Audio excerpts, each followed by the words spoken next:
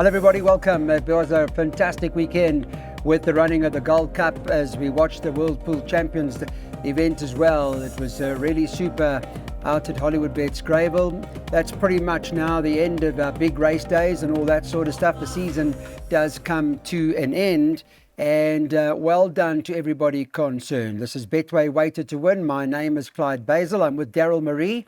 We're going to talk about the Hollywoodbets Kenilworth Tuesday meeting. There's 7 races on the card, and Daryl is the guy who's been studying away and having a look at the day for us. Let's start quickly just to acknowledge, if we can, from Weighted to Win's perspective, Daryl, Justin Snaith earned over 30 million rand in stakes as champion trainer of the season, so he did very well for himself. Hello, Clark Basin. How's it? My name's Daryl Marie. That's good.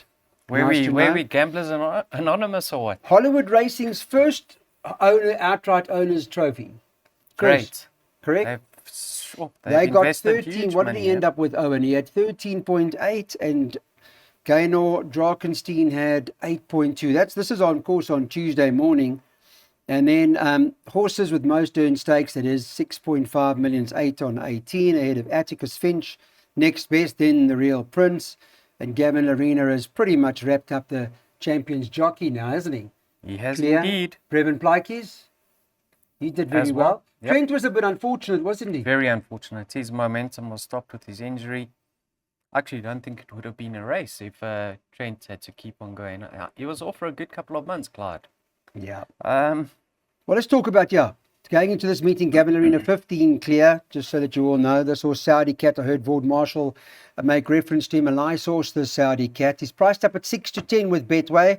Second choice is number 3, All the Rage, at 28 to 10. And then you've got 2, Demanding Dave, who's trading at 8 to 1. 16's and better the balance, but everyone seems to be on Saudi Cat's side in the first. What's your view? Yeah, I don't know what the story is, but he drifted on debut. It doesn't appear as if there was much confidence from the yard. 4 to 1 out, 10 to 1. Never in doubt. He couldn't have been any more impressive than what he was. He beat a well-fancied runner-up. He could be anything, this horse. Really keen to see how he goes today. In saying that, he's taking on a very, very nice horse and a well above average horse in All the Rage. Now, he hasn't put a hoof wrong himself. He won impressively on debut. Then he ran behind Mr. Marshall's horse, Dream World, Clyde. And that was happened to be in the Winter Nursery. So Mr. Marshall will know what opposition he's dealing with. In that very same race, the second horse was Absolutely Yes. And he came out and won the Langeman and the Somerset. So this horse, All the Rage, has got strong form behind him. Obviously on paper, Demanding Dave is 3 kilograms better off on the maiden run, but on the Winter Nursery run he's well held. Now he gets the services of Richard. So that has to be the third choice. Opening leg of the PA and the byparts, 2 and 7, Clyde, the safe route. The Bastards had a great weekend. I mean, on Gold Cup Day, they did. Rainbow won well. So, maybe the danger is the best horse to Saudi Cat. Daryl going with number 3, All the Rage.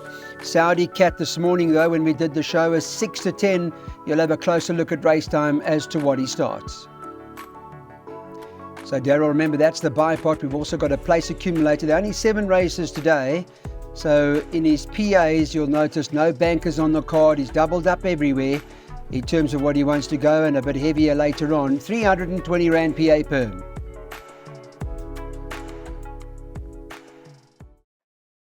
Pick sixes now. Get your pick sixes on. It's only a 7-race program. We're starting with race number 2, or we're talking about race number 2, and the Betway market has got number 2, Swift Serenity, top of the boards at 12 to 10. 7 Penny's Choices trading at 5 to 2. The first timer from the Justin Snaith stable is priced up at 6 to 1, and they're a comment, if I may, in the book makes reference to, let me see what Justin says here about the 9. Expected to be green first time up. So not much confidence about that. How's Swift Serenity in this? The market's got it relatively short. Yeah, she is short. Listen, she's got 3 runs under the belt. But she's got fitness on her side, Clyde, but she was well beaten last time by a filly that could be above average in Stormwatch. She has bumped the second favourite in the past, and you can see on the between the lines run, she holds Penny's Choice. But Penny's Choice is now fitted with a set of blinkers, and that could enhance her performance here somewhat. So let's see how they go. Did watch the replay of Swift Serenity. She was actually asked to run a long way from home, Clyde. She was staying on throughout the running of that race. The filly I'll Make the Danger is number 3, Heritage Ridge. Now this filly, I think the 1200 in the soft quarter out last time. Penultimate start, she had excuses. 3 runs back in a race against Open Company. I believe that was her best performance to date. It happened to be over the very same course and distance. And if you go to that run, you'll see a certain 3 Tigers finished behind her. I know he was making his debut, but since then he's won and he's run a place in the Somerset listed 1200. Second in that race was Tripping Thunder, who's come out to win, I think, in KZN. So yes, the fact is this stable has turned. Paul Reeves has had a good few winners recently. So 2 and 3, my top 2 choices. I have backed them up with numbers 4 and 7 in the pick 6. Okay. Paul Reeves does sound pretty bullish about Heritage Ridge. Saw Chad Little on the weekend. He's in good shape. And Daryl's pick 6 is going 2, 3, 4, 7 in the first leg. It's a 1,920 Rand total perm. On to the third. Let's get our jackpot on. This is a maiden plate over 1,500 metres. In terms of the market, they've got them as follows. 2 Sierra Sagradas, top of the boards. It's even money favourite. That's this morning at 9 o'clock. 3 Red Wave is 2 to 1. Second choice, then you can get 6 to 1 or 6.5 to 1 about number 1, Get Up and Go. And there's a first timer in here, number 6, Look Ahead, who's priced up at 8 to 1. It's 25 to 1 and better about the balance. The Marshall stable sounded quite bullish to me with the Sierra Sagrada. Lovely run last time out, Clyde. If you watch that race carefully, you'll see that the winner got first run on him, and he was staying on. He was little separating a few runners on that occasion. I think it got very tight for several runners on the inside running rail. So possibly better than that effort. Undoubtedly going to strip fitter. Come on with that run under the belt. It is his second run after rest, so some people will be wary with regards to that. But yes, an obvious selection and probably the one to beat. Number 3. Red Wave. Now you can see this is Justin Snaith in mates, and if you go to the front of the computer form, listen to this, Clyde. Number 3 appears to be the stable elect, right, with Richard Free taking the ride. But read number 6's comments. Nice top, could surprise on debut, and that's very positive. So if they're expecting a nice run from that, yeah, they have to even be more bullish with the Richard Free mount. On debut, very, very quick. He got tired late. Then brought back to 1,000 meters. And I watched that race carefully with Richard Free in the irons. He never let up. He stayed on all the way down to the line. Now he's been stepped up in trip to 1,500. A damn one over a mile. But for them to go from 1,000 meters to 1,500 after a 2-month layoff, he must be very fit at home. Otherwise, I think they would have brought him back over a sprinting trip. So this was the pace that he shows. He could get ahead of the favourites. And you know, when Richard gets his fractions right up front, he could, with a short run in, he could be hard to peg back. So yes, I have respect for number 3. So that's the reason why I'm going both of them. Okay, cool. So Red Wave is respected in this race. Sierra Sagrada is the one to beat, but no, Daryl's paying attention to Red Wave here. So 2 and 3 in that first leg of the jackpot, $160. Okay, so Justin Snaith's got a couple in here. He's got 4 Scottish Kiss and 5 Gimme Lightning. They priced up 5 to 2, the pair of them. 3 Mauritius Kestrel is 33 to 10. 1 Surge of Power trading at 9 to 2.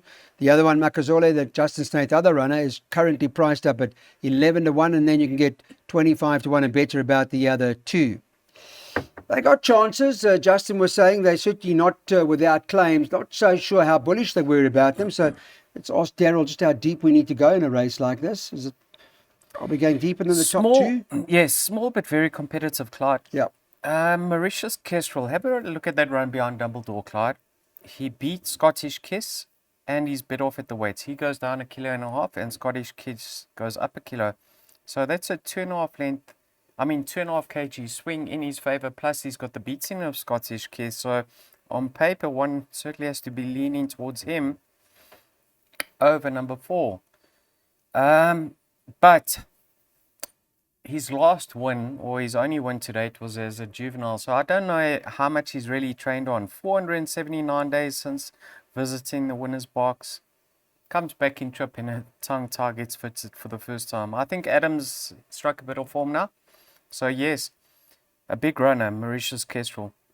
We've touched on Scottish Kiss. Then number 5, Gimme Lightning. Now, this horse is never far off. All depends on how much start he gives away at the pens, because he tends to come out slowly. But I think the smaller field will assist him even if he comes out a length or two slow, because he's not going to be too far behind them. He can make it up and just track them through. So I like his chances, number 5, Gimme Lightning. On a line through Dumbledore, Clyde, listen to this. He should actually have the beating of numbers 3 and 4 on a line through Dumbledore, who he finished just behind last time out. Number 1.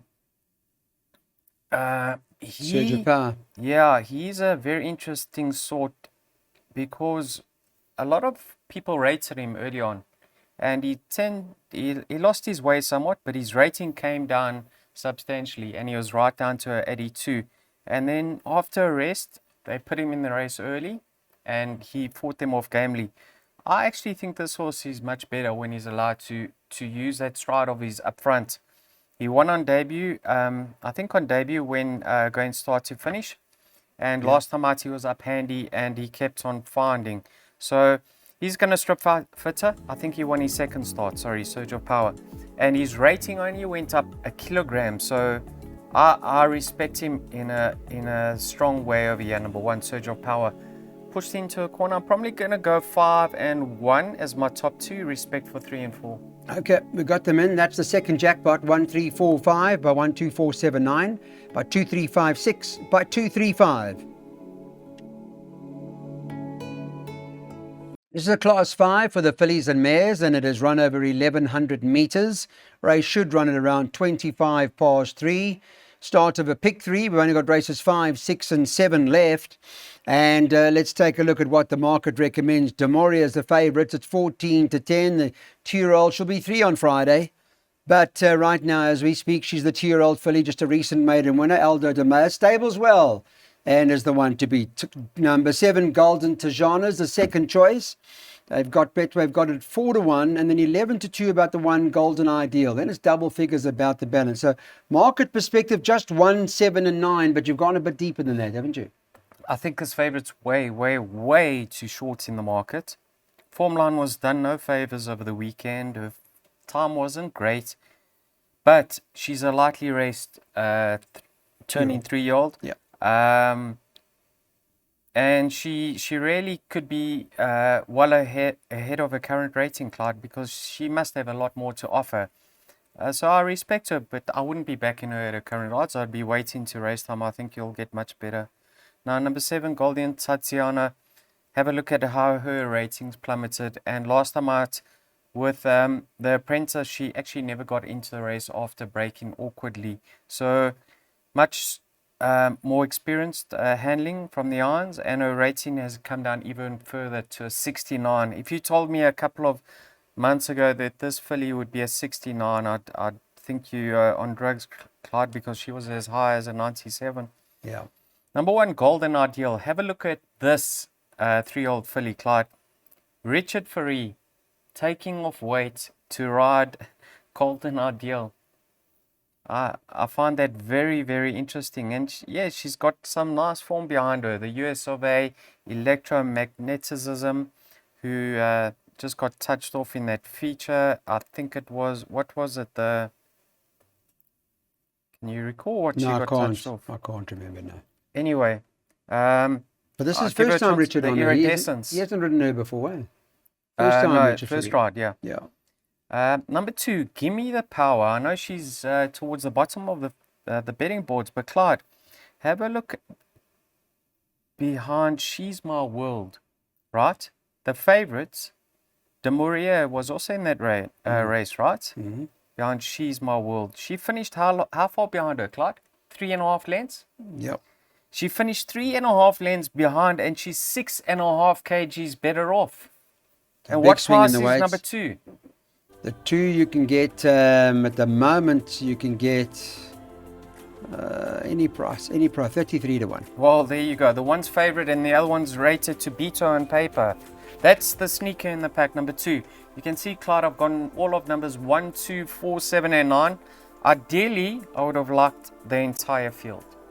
Okay, that's what it looks like, a challenging race, and those are Darryl's selections. This is a pick 3. You'll know what we like now in the next 2 races. Race number 6, they bet 3 to 1 the field, not easy. 3 King's Quest, another best favourite here. Bass Robinson, 3 to 1 favourite for Aldo de Meyer. 5 Show Off is the second choice at 7 to 2 this morning. You can get 13 to 2 about number 2 Afrique. 9 Master of Paris is trading at 7 to 1. 8 to 1 about number 6 Belcanto Dream. And the 8 Future Turn is in at 10 to 1. 11s and better the balance. I'm afraid it gets a little trickier as the day comes to an end. I thought it was an easier start personally, the first half. And now the second half does become more challenging. Darryl, let's talk about this. Top of the boards. What's your view with King's Quest, Show Off? This horse was meant to run, Clyde, a week ago. Yeah. Scratched nasal discharge. That was the reason. Okay. But, you know, in his last start, Clyde, he was backed as if the result was known. It was a very competitive race, and there were several in there fancied, and he disposed of them in an impressive manner. So maybe the pennies finally dropped for him, because he's always been highly regarded, and I think he sub-performed on the track. So yes, his confidence is up, and I can see him going back to back. Strictly on paper, a horse like Afrique should have a great chance of finishing alongside him this time round. 2 kgs for a length and a half. Global tight for him, about 2 furlongs out last time out. So on paper, there's nothing separating the two. You can't go into this race overly bullish with regards to either of their chances, unless you know something, Clyde. Show Off. That race was pear-shaped for him. He was in the very same race. He was caught 3 wide. Richard was forced to make his run early on that outside fence. So although he's held by 4.5 lengths, that's not going to be the case this time round. He's another one that I've included. And then Belcanto Dream. I liked his penultimate start, second run after arrest with the blinkers for the first time. Don't know what quite happened to him in his latest encounter. But yeah, you got a horse that on his penultimate start beat 10 Penny, and then last time out was well beaten by 10 Penny, maybe just slightly underperformed, and Richard could get the best out of him. Yeah. So yes, once again, Clyde, this racing today it's got me on the challenging. back foot, Yeah, I see you looking for air. I see you looking for air. Okay, 2, 3, 5, 6 in this particular class. 4 for Darryl. We're going 2, 3, 5 at the back, but that's the recommended double. So this is a D stakes. It's over 1,600 metres, the last of the day, and it's carded to go at around 16:35. Betway, on when we were doing the show this morning, got St. Bridget as the favourite at 2 to 1. Number 2 on the card. 5 Midway is the second choice. Well, she's not. She's joint favourite actually. Midway at 2 to 1. 3 Ozark is at 9 to 2. And number 10 Mela Strength is the fourth prize favourite at 7 to 1.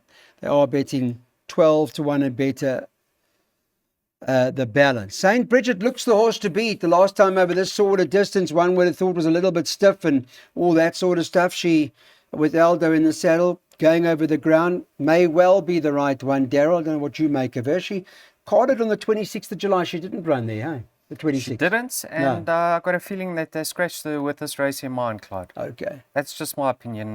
Listen, she was scratched, with There was a reason. It's a carrier. Okay, all right. Yeah. But she's this is- recovered and she's running. Yes, absolutely. Now, this is a nice race for her because, Clyde, it is, she gets that sex allowance, and you can see the best weighted all are the fairest sex, and she comes out joint best weighted, yeah. Clyde, yes, you have to respect her chances. I mean, she goes into this racing in fine form, well drawn. She gets the mile. She actually won her maiden over the mile, and a lot is in her favor. She actually comes into Stallgate number 1 now, Clyde, because Okay. number 1 scratched. But she'll drop out, won't she? Isn't Well, she? I mean, might I be a little remember her bit- coming she from might far be a back. little bit closer to the pace. I mean, she might you might see Aldo latch on to Midway, who I believe will I'm not push sure forward. that will suit her. Not. I don't She's got a think. short run in or what? Yeah. When JP rode, I watched, she got into a bit of trouble and she comes from Yeah. the back. Well, anyway, she'll be given Paul every, Reeve any sounded chance. a bit bullish about Ozark with Yeah. 64. We touched on his stable coming to form earlier, Clyde, Yeah.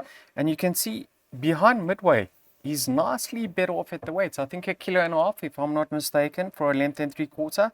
So you can see he went a little bit off, but last time out there were signs of life once again. So yes, he's ready.